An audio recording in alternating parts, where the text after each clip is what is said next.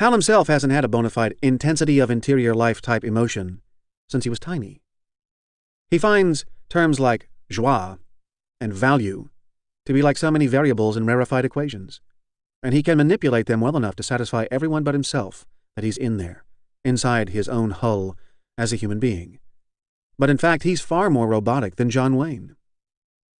One of his troubles with his moms is the fact that Averil Incandenza believes she knows him inside and out as a human being, and an internally worthy one at that, when in fact, inside Hal, there's pretty much nothing at all he knows.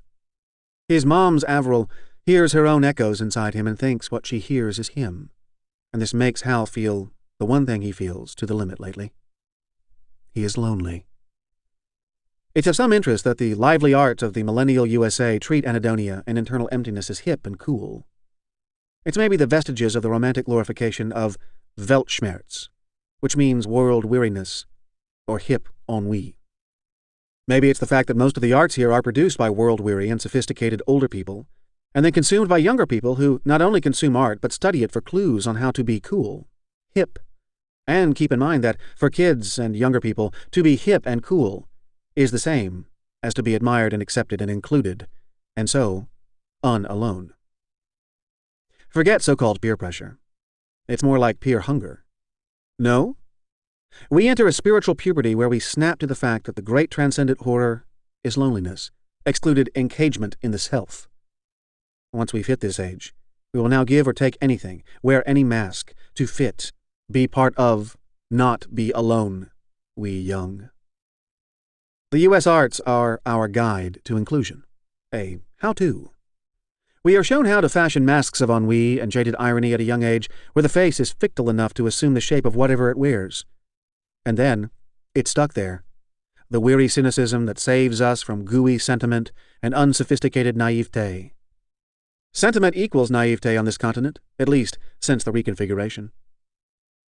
One of the things sophisticated viewers have always liked about J.O. Incandenza's The American Century as Seen Through a Brick is its unsubtle thesis that naivete is the last true terrible sin in the theology of millennial America.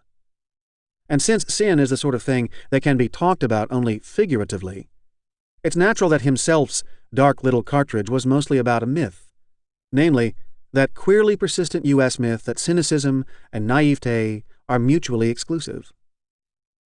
Hal, who's empty but not dumb, theorizes privately that what passes for hip, cynical transcendence of sentiment is really some kind of fear of being really human, since to be really human, at least as he conceptualizes it, is probably to be unavoidably sentimental and naive and goo-prone and generally pathetic, is to be in some basic interior way forever infantile, some sort of not-quite-right-looking infant dragging itself analytically around the map, with big wet eyes and froggy soft skin, huge skull, gooey drool. One of the really American things about Hal, probably, is the way he despises what it is he's really lonely for. This hideous internal self, incontinent of sentiment and need, that pules and writhes just under the hip, empty mask, Anhedonia.